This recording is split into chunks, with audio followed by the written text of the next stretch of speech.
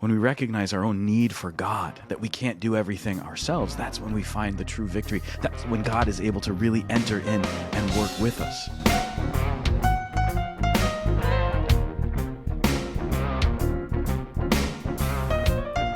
We're The Tangent on Veritas Catholic Network. I'm Father Sam Kachuba with your Sunday Gospel Reflection. Today's the 30th Sunday of Ordinary Time. We're reading from Luke chapter 18, verses 9 through 14.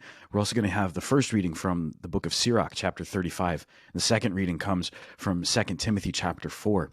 All these readings are really very powerful, and I'm grateful that we're reading this so close to the feast of St. Luke. We just celebrated his feast earlier this week. But as we're looking at the Gospel of Luke, it's important for us to remember that Luke speaks in particular to Gentiles, to people who are not of Jewish origin, and he speaks also very deeply and very powerfully to the poor, to the sinner, to those who have no sense that God would care for them otherwise. He speaks of God's mercy so powerfully. It's very beautiful.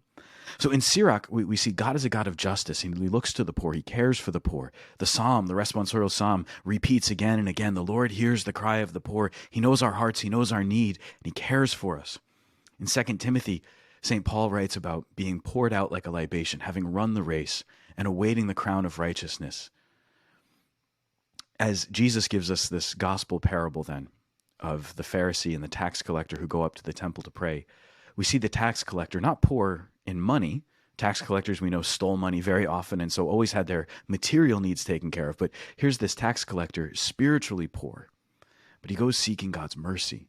Whereas the Pharisee, turns out, is also spiritually poor, even though he would seem to be rich. But he lacks humility and he lacks the right disposition for prayer.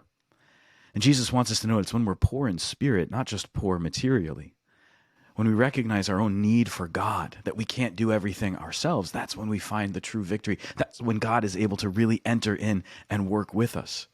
So let's try to be like the tax collector today, spiritually poor. Let's try to be morally upright, virtuous, and good, but seeking God's mercy in all that we do. God bless you.